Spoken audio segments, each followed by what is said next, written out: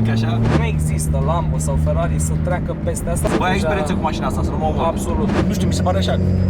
Nu te critic, repet, nu te critică fiecare și omul și mașina pe care o vrea. Auzi, nu avem cum să facem un vlog și să fim amândoi. Da, domnule, e bombă mașina. Bravo, bravo.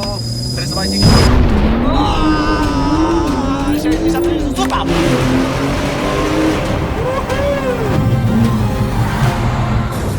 Este incredibil acest Porsche Turbo S și o să vedeți în acest vlog de ce. Doar câteva secunde vreau să vă rețin înainte de acest vlog ca să vă reamintesc că cel mai important lucru înainte de a cumpăra o mașină este să o verifici bine. La ce serviciu vrei tu ca să nu iei țeapă. Unii vânzători vor să-ți ascundă faptul că mașina are kilometri dați înapoi sau că a avut accident. Dar puteți afla foarte ușor acest lucru dacă verificați mașina pe site-ul Car Vertical. Este atât de simplu să verificați o mașină. Intrați pe site-ul Car Vertical și introduceți seria mașinii. Acest lucru te poate scuti uneori de o țeapă de zeci de mii de euro, după cum puteți vedea la acest Porsche, pe care cred că l-a șifonat puțin o locomotivă.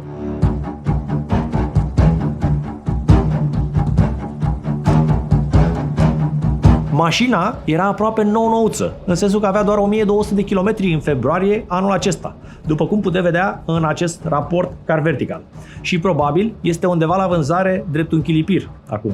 Morala poveștii? Eu personal v-aș recomanda să verificați mașina înainte să o cumpărați. Pentru că dacă a avut un accident minor, poți să folosești raportul Car Vertical ca pe o unealtă să îți lase mai jos vânzătorul prețul.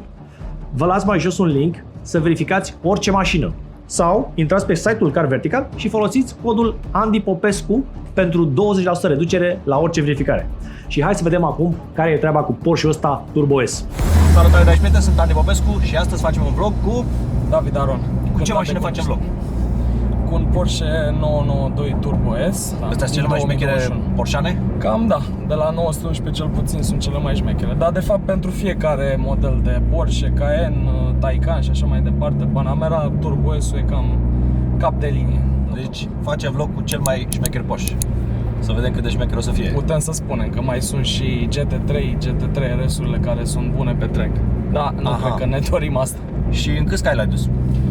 Cred că are vreo 690, nu l-am testat, că i-am schimbat evacuare, am pus o evacuare de la Armitrix, un downpipe. Armitrix și eu am Armitrix. Da.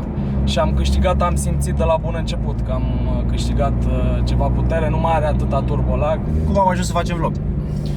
Un prieten mi-a zis de tine că avea contactul tău și am fost interesat totuși că am văzut foarte multe filmări și mi s-a părut foarte interesant și discuțiile pe care le ai și toate subiectele abordate legate de mașini și așa mai departe. Da, încerc să nu fac un review standard, știi, care e destul de boring, știi, și mai așa, ceva mai entertaining.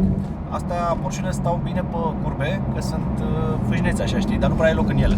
Asta e. Asta e treaba cu Porsche-urile. Dar sunt micuți așa, adică comparativ cu, nu știu, de exemplu cu Aventadorul nu se compară ca și lățime. Sunt mult mai fâșnețe. În loc, să zic că înăuntru e spațiu cam la fel. Doar că afară Aventadorul e mult mai lat, mult mai lung. Corect. Dar asta este mașină mai pentru un pilot, știi, mai de trek. Am fost cu ea pe trek la Adâncata odată și mi s-a părut wow, deci cum poate să stea pe curbe și așa mai departe. Păi stă pe curbe bine, dacă e micuță. Da.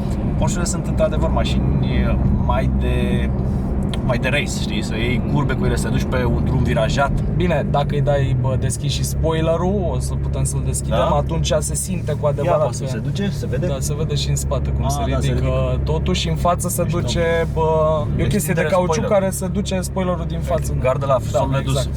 Tu când ai luat-o? Atunci, în octombrie 2021. Avea 3000 de kilometri. Aha, deci n-ai luat-o nouă. Nu am luat-o nouă, am luat-o, era deja în România adusă, avea cum am zis, 3000 de kilometri, m-am uitat, era un neamț care a avut-o înainte, a făcut toți kilometrii de la, nu știu, era undeva pe lângă München, a fost până la Saint-Tropez și înapoi, el a fost drumul pe care... 350? Da. Crezi că ia 350 mașină? Nu, 330, cred că 335 am văzut maxim. Eu nu sunt pasionat de viteză peste 300, nu, peste 250. Părerea mea că peste 250 deja e foarte eu i-am dat la mea periculos. 280, știi? Când eram nebun în tinerețe, astăzi fac 42 de ani. Eu când eram nebun în tinerețe, i-am dat 330 la M5. Mamă. Dar eram nebun. Și M5 e balena, adică nu... Da, și avea 507 cai, știi? Ideea e că acum mi se pare un risc prea mare, știi, să mergi cu vitezele poate întâmpla orice. Da, la viteza. adică nici în Germania unde e legal, eu n-aș merge cu 300. Da, Mă nu. jur. Mi-ar fi frică. Și mașinile astea îți dau și siguranță, dar de Da. fapt îți dau mai multă siguranță decât e real. Adică. Oricum e risc, știi? Dacă Da. vrei să te riști cu viața ta, n-ai decât, Da. dar eu nu mai fac. Da. Câți ani ai? 23 de ani. Mulți înainte. Mersi. Da, la 23 de ani eu, mi-aduc aminte și eu când aveam 20 de ani și vreau să-i dau talpă. Și ce motor are? 3,8? 3.8, na, 3.8. Că așa se fac Porsche-urile de obicei, cu motoare de 3,8. Da, Și cum are? 6 cilindri în linie? sau 6 cilindri boxer. boxer, adică 3 cu 3. Vin, exact, una Nu sunt la 180 de grade, așa? Exact, Nu vine e așa ca un V, motorile, da. e ca un V. Acolo de-aia și sunetul Altfel. e special față de oricare altă mașină. Simți diferență când e pe normal sau pe plus?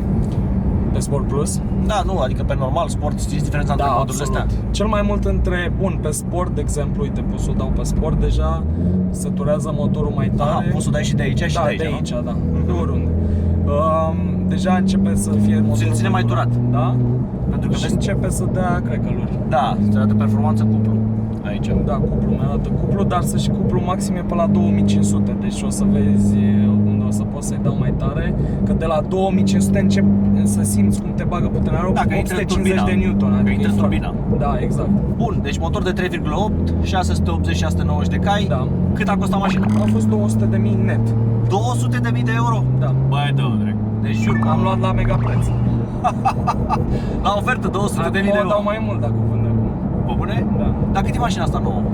În mod normal este vreo 230.000 net. Bă, dă drept. Da, cam așa, 220-230.000, da. 230.000 de euro. Da. Asta mic așa? Da. Deci, băi, mi se pare, știi cum, la mine o mașină îmi place să arate și scump. Mașina asta n-arată scump, frate. Deci asta dacă o pui lângă un Cayman, doar un cunoscător vede diferența. Să pun aici editorul o poză cu un Cayman și să vezi cum arată un Cayman care e 30.000 de euro cât e. Nu prea are relevanță. Bine, Da, știu, e înțeleg o ce mare zici. diferență, dar nici nu m-am gândit la aspectul ăsta, că nu mi-am Știu, dorit nu o te-a mașină interesat, să am fie înțeles. show-off, da? Eu judec doar din anumit Da, da. punct de vedere. Sunt de acord cu chestia asta, dar din punctul de vedere al unui trecător care te vede cu mașina, el nu știe că mașina asta costă 250.000 de euro Da. sau costă 25.000 de euro. Bine, cred că și un necunoscător poate să vadă că are erintegul lateral, Trebuie să se priceapă. eleron, adică Trebuie să se priceapă. Trebuie să se priceapă. Știi? Da. Adică nu-mi place să dau 200 ceva de mii de euro, băi, și să nu se vadă. Dar nu e o Absolut. problemă, adică nu e o problemă. Că, da, tu trebuie să-ți iei mașina care, cum Da. mai zic. De-aia zic, eu am luat-o din punct de vedere Da, track. logic, da? Deci performanță. Da. Dacă mă uit la performanță și bănuiesc că ai observat și tu Da. niște videoclipuri, Da, mă, bat orice știu fel ce de zici. Lambo și orice fel de Ferrari, mai puțin SF90. Eu nu sunt pilot și de-aia Da. nu pot să apreciez atât de mult, Da. știi? Sunt pasionat de Dar mașini. nici eu nu sunt pilot, Da. doar că îmi place chestia asta, senzația pe care ți-o dă la accelerație e genial. Cum simți diferența între Sport și Sport Plus? Diferența e mare, adică uite, pe Sport Plus deja e mult mai durată, o durează Băi, ai deja... experiență cu mașina asta, să nu mă omor. Absolut. Ai făcut și așa. Știi că mai Ca sunt să unii te care mai- da. când să tragă mai tare. O las pe Sport, că pe Sport Plus stă super durată, dacă vrei, pe Sport și Plus să-i dăm am câteva înțeles, ca am să... înțeles. Deci are wet pentru conducere pe ploaie, Da. normal pentru stradă, mers Exact. normal. Sport și Sport Plus astea sunt mai sportive Așa. și individual să ți-o să Individual descoperi ți-o tu. să Ia să vedem aici cum descoperi. face. Nu e așa, da. E ok.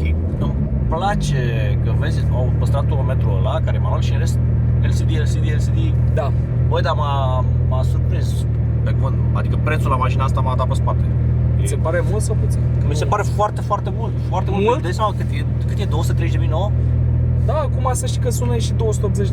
Bă, Doi te-o ouță. direct. Da, pentru că au crescut mult, e cererea foarte mare pe ele. Deci atunci când am E luat bătaie, eu, luați-vă e una bătaie, repede, că e bătaie. da. Nu mai apucați. E bătaie. Păi, acum, sincer, un Huracan cât e Evo? 300.000, da? Un Huracan? Ce? Da, Evo. Ăsta Nu, nou. Păi și-a luat Dorian acum, e 280.000 cu toate nebunile pe el. Da. Păi și cât? Asta este competitor direct. Da, mă, Nu da. e același lucru, dar e competitor direct din punct de vedere performanță. Am performanță, dar îți spun eu că agăți mai bine cu Lambo. Tu acum vrei să agăți cu o mașină? Depinde ce Păi vrei. nu, e vorba de statut, nu că agăți cu mașina. Statut, da. Dar e vorba de statut. Îți dau dreptate, aici îți dau dreptate. 100% Lambo are Da.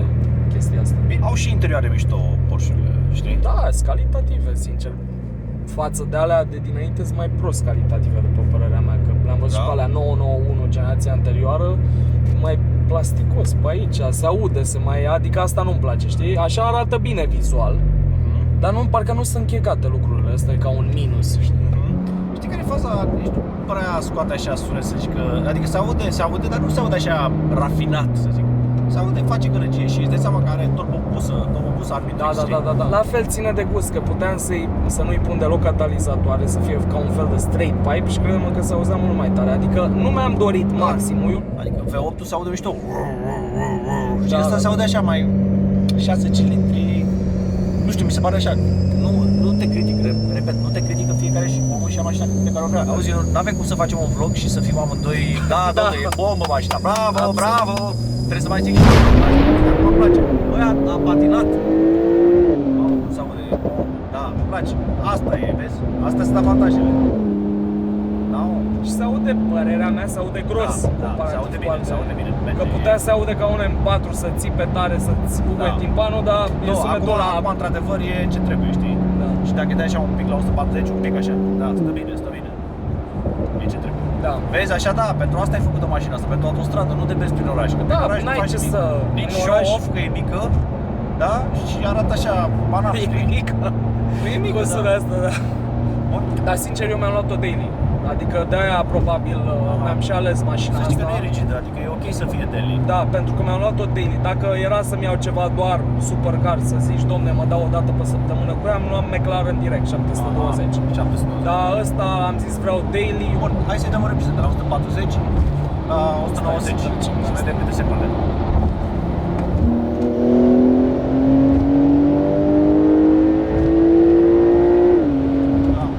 S-a dus așa, dar nu m-a impresionat, să zic așa, de la 130, știi? Prins-o, ai văzut, a prins-o la 4.000 și n-a prins-o la 6.000 sau 5.000. Vedeți mă manual, nu? O să-i dau pe ăsta, pe butonul ăsta care e sport de response, antilag, știi? da, puțin așa, 130, 180. Ca să nu-ți ia carnet. Dă-i. Da, acum da, ajunge, gata, ajunge. Mușto, mi-a plăcut, vezi? Da. Eu le spun pe bune, bă, fuge sau nu fuge. Da.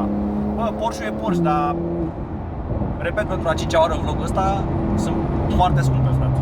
Foarte scumpe. Scumpe, dar îți oferă calitatea. Îți oferă senzații, dar nu-ți oferă foarte mult show-off sau... Da, absolut.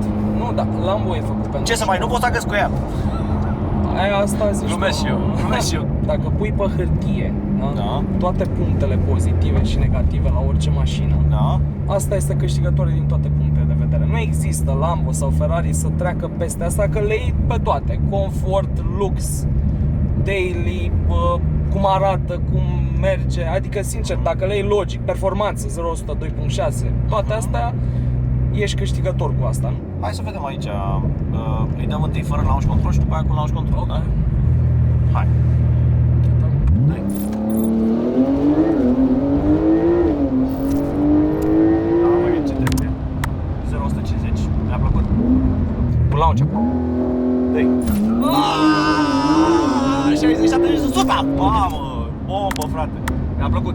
Bă, de ce să vin? Vezi că eu le zic pe bune. Place, nu-mi place, nu-mi place. M-a trezit puțin așa, știi? Da. Launch-ul ăsta te trezește. Adică îl simți mai mult de atât ce vrei, știi? Nu e la bombă, 0-100. Mașină pentru senzații, știi? Bă, e brutal. Mă mir că am ajuns să spun că o mașină cu turbină e brutală. Și e, într-adevăr. Mi-am atins dinți, da mă, e brutală. E foarte brutală. Și vezi, nu are turbo ăla, adică. Și îmi place mult ăsta, să închidă. Îmi place că la, uite, de exemplu, dacă îi dau, nu știu, pe la 3000, da, uite așa. Uite cuplu aici, gen, dacă țin doar 3-4 știi? Da. Adică la 3000 nu fuge, dar după aia când se încarcă turbina și fuge. Da. Mai e o variantă ca să vedem dacă e mai brutală, dacă îi scoate MSC-ul, știi? Mă rog, îl punem pe sport. Stai un pic să văd. Gata? Da. O secundă, 2 secunde, 3 secunde. Ar fi. Ai ce să. Fuge bine. Plus că te-ai împins și tu în ea. Da, ca să-i mai dau un pic, dar văd. Să mai dai un spuc. Așa face, mereu. Abia aștept secundul, dacă mi-o dai pe cont. Chiar facem aici oprire și... Da. Aici e și safe, știi, că Da, nu-i dai viteze mari, nu e nimeni pe stradă. Plus că sunt curios, sincer, cum e și în dreapta, știi? Da? N-ai mai, de ce? N-am prea l-am mai dat la doi prieteni, știi? Dar nu... Nu prea îmi vine, sincer, dar... Bun, hai să vedem ce știe să facă un Porsche. Începem pe normal. Drive. E așa, cu minte, Pe normal, da. pe normal. Așa că îi dăm pe sport. Putem să dăm și de aici și de aici, da? Da, da. O să Că avem și butonul de anti-lag. Handling-ul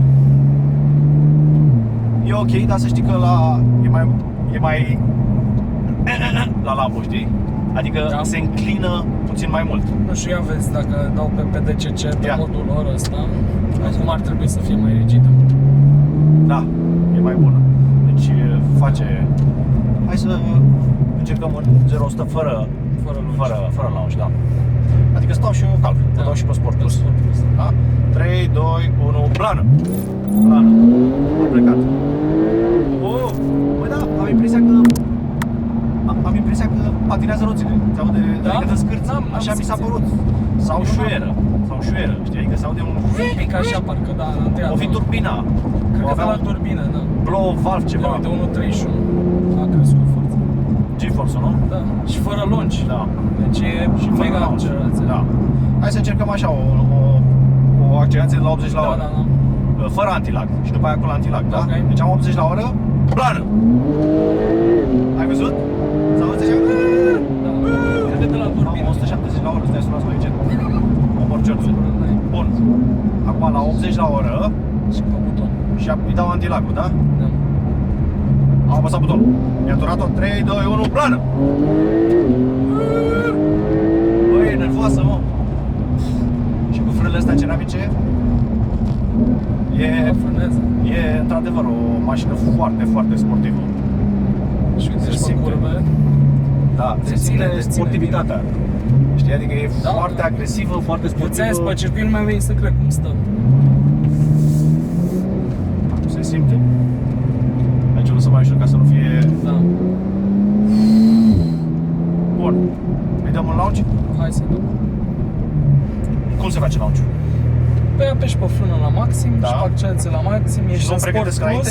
Nu ai nimic să pregătești, o să fie aici că se activează launch-ul și E când cu ajunge papa. la 5000 de tură o lași o secundă ca să se încarce bine turbina Bun. și dai. Frâna la maxim, acum accelerație la maxim, da? Acum. Suta! Bă, bă, e nebună mașina, mă! 180. Tot! Wow! E ceva. Am simțit adrenalină. Îți dă așa un pic de... Da, mă, e tare mașina. Este cel mai sportiv Porsche pe care l-am condus vreodată. Gata? Da. Plană și după aia o las, da? Da. Sunt încărcat. 3, 2, 1, plană! 6.000 de ture! Suta! Bă, băi, fuge, frate! Deci o simți că fuge. 200! Da? Respiri cu greu. Îți dă ceva. Încercăm și o frână? Palpitați, da. De la 100 la oră. Da. 100 la oră fix. Frână! Frână! Apuși avarie singur. Frumos. E gata. Mamă, dar te rog. Simt că am abuzat destul mașina, nu mai abuzăm, mergem frumos. Simt parcă sunt așa într-un kart. Băi, îți vine să-i dai. Ți știi 140, 150 pe autostradă. Parcă simți că nu stă nimeni în față, știi? Da, da, da. Nu, chiar îți vine să-i dai calul. Da, îmi place. Îmi place și nu mă așteptam, recunosc că nu mă așteptam, știi? Nu? Dar la ce te așteptai? Totuși așteptam. știai că e turbo S. Da, zici, bă, un Porsche, face vlog cu un Porsche, am zis, ia, să stăm în paralel pe ăsta, antilag, 3, 2, 1, brană!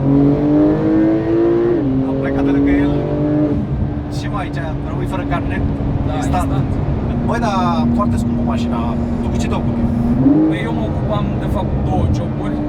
Unul suntem în domeniul atelier și avem un Da. business în domeniul atelier la Poiana Brașov. Avem, adică, tu și familie, Familia, exact. Aha. Și eu am preluat acolo o mare parte, Alpin se numește în Poiana Brașov. Și ce ai preluat? Hotel sau ce? Am preluat cam tot hotelul, toată partea operațională și partea asta financiară, director de dezvoltare, adică mă ocup de dezvoltarea business-ului, partea de proceduri și așa mai departe, ca toate lucrurile să meargă cât mai bine, știi? Și ne extindem acum și la mare, avem acolo o plajă în Olimp, nu știu Da. dacă ai mai fost în ultima perioadă. se numește? Davos Beach se numește plaja. Davos Beach. Davos Beach, da. Mișto. Și acolo în Olimp se dezvoltă foarte mult, adică în 2-3 ani Mamaia nu va mai exista, adică va mai exista, dar va fi low Și Olimpul va fi fix stațiune de aia cum vezi în străinătate, știi? Al doilea domeniu, ți-am zis că sunt două domenii, mi-am făcut un startup în IT, am o firmă de software. Am 3 angajați, am început cu puțin și facem niște softuri tot de business. Știi să faci programare? Știu așa basic-ul, dar nu fac eu programare, eu fac tot conceptul aplicațiilor. Cum faci rost de proiecte? De proiecte? Da, că asta e cel mai greu, știi, clienții care să plătească. Fiind business to business, în primul rând e altfel de promovare, nu e de asta în online foarte agresivă. Acum îți dai seama, am început dezvoltarea lor, testăm tot ce am făcut pe noi la Alpin și în piață am început să dăm la 3 clienți mai mari care le-am dezvoltat și putem să facem chestii personalizate, de fapt asta e chestia. Dar eu dacă aș vrea să fac o aplicație, Așa, o aplicație, de exemplu, cu sală, cu fitness. o aplicație mobilă. Da, o aplicație pe Da. telefon, știi? Adică gen îmi fac niște videouri Da.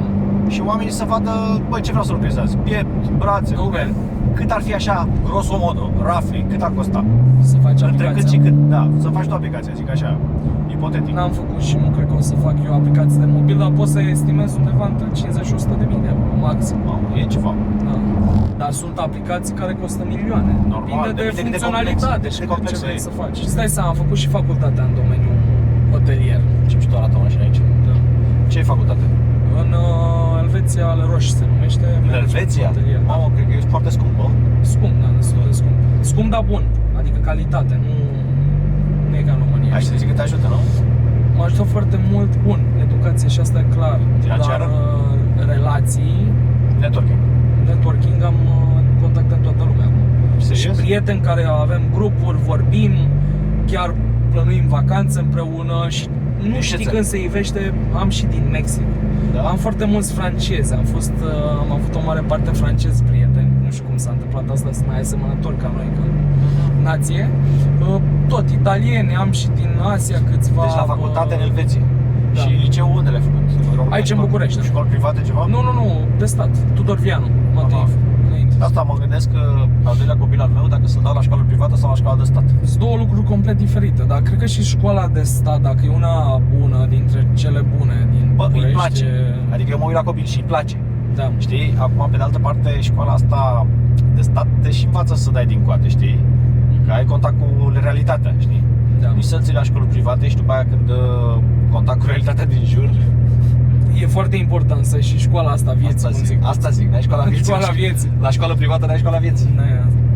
Da. Că te țin așa, într-un glob de sticlă, știi? Asta zic. La stat mai ai golănia, mai Asta zic. Asta zic. Știi cum zicea Joe Rogan și e un proverb vechi. Good times create weak people. Weak people create bad times. Bad times create strong people.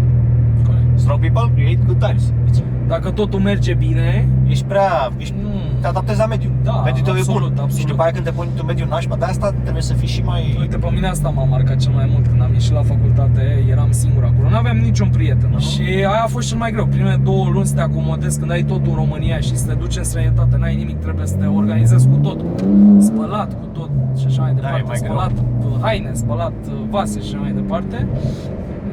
E marcant, știi, e greu, dar dacă treci de la primele 2-3 luni până îți faci echipa de prieteni și Te obișnuiești. se merită.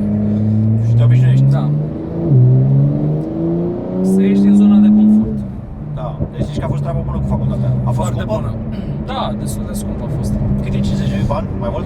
Nu, e cam pe acolo, da, 25.000 pe semestru. Deci, zic eu, per total sunt 5 semestri, 5 semestri, 25.000. Că n-am Și tu ești din Brașov, nu? Nu, sunt din București. Da? Dar te-ai dus acolo să București faci și business. business-ul în Brașov și la mare, adică ți-am zis 3-4 zile în București, 3-4 zile la munte, săptămânal am drumul ăsta, munte București și vara am și mare. Și îl faci cu Porsche.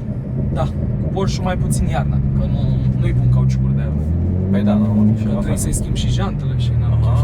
Adică nu, când am chef, nu mai vreau să mai investesc. Aici, la verde. Bă, cum se duce, frate? Băi, am impresia că patinează roțile. Da.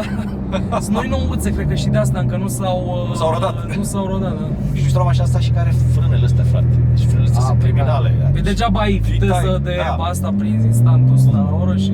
Power is nothing without control. Puterea. Și poți dau și pe manual de aici, Da, nu? da, da. Ori apeși pe ăsta și ești strict în manual, de Da. exemplu acum. Uite a doua. Da.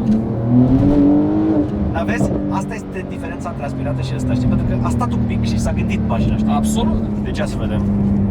4, 3. Și uite, băgă și Doi. pe Sport Plus ca să vezi că e un pic diferit. Dar turbina asta tot are pare aici, are 0,0. Foarte ciudat, ori nu Ia. arată. Avea acum, da. Aha. Da, aveți? Deci doar când o tunezi tare, Da. sarcină are. Bă. Da, mă, e șmecheră mașină. Îmi place. Cum să nu-ți placă, uite, știu. Mai tăi un pic, dar am să vedem dacă intră în a doua, cum se simte și Ia, că se... iată, 70 la oră, Da. plană. Asta un pic, iată, dar foarte puțin a stat. Dar mie cumva îmi place chestia asta și că nu e atât de show-off, știi? Lumea nu se uita de mult ca la un Lambo. Exact. Adică e puțin slipper așa, știi?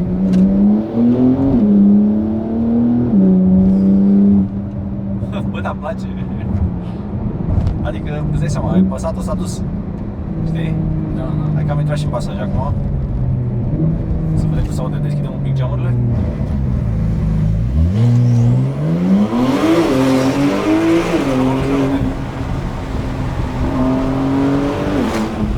Cu mașina asta pot să mor imediat.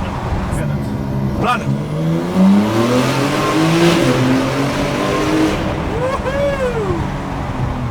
Băi, ce tare e mașina, mă! Da, mă! Nu mă așteptam, mai zic o dată. Băi, ești nebun. Deci, e nebună mașina, mă? Da. Marfă Da. mașina. Mersi mult. Chiar e... Dar tu E nu cel mai te mișto cu convingi mașina. vreodată Lasă, să- că nu contează ce. Trebuie să-ți placă mașina mea. Asta cumva e soția, Lambo e amanta, știi? Nu știu că îi dai...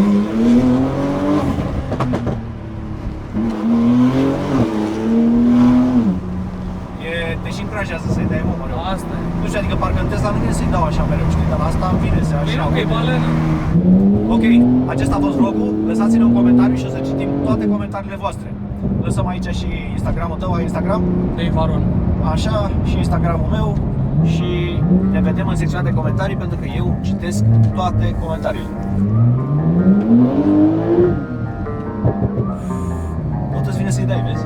Da, interesant.